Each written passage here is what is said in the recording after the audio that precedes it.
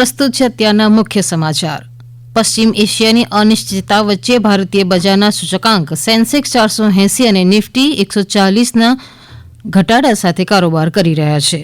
પ્રધાનમંત્રી નરેન્દ્ર મોદીના હસ્તે આગામી 17મી તારીખે રાજકોટના ભક્તિનગર રેલવે સ્ટેશનનું વર્ચ્યુઅલ લોકાર્પણ કરાશે. ભારતીય કાપડનો વૈશ્વિક કાર્યક્રમ ભારત ટેક્સ 2026નો આજથી નવી દિલ્હીમાં આરંભ. એપ્રિલથી જૂન દરમિયાન ભારતની કુલ નિકાસ $232 અબજ થી વધુ રહેવાનો અંદાજ.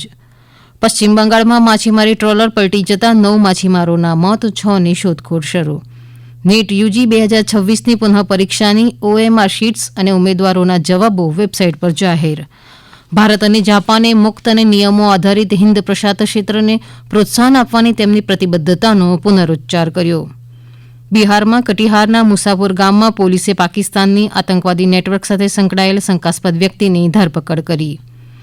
ઓડિશાના પુરીમાં ભગવાન જગન્નાથ, ભગવાન બાલભદ્ર અને દેવી સુભદ્રાના પવિત્ર નવયૌવન દર્શન. હોર્મુઝ સમુદ્રધુનીમાં ઈરાની શિપિંગ પર ફરીથી અમેરિકાની નાકાબંધી.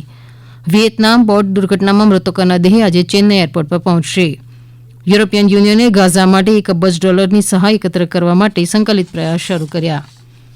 પૂર રાહત સહાય હેઠળ સુરત શહેરના 6 તાલુકામાં 3700થી વધુ અસરગ્રસ્તોને $7.20 કરોડથી વધુની આર્થિક સહાય ચૂકવાઈ. રાજકોટમાં અંદાજે $1.5 કરોડ વીજ ચોરી ઝડપાઈ.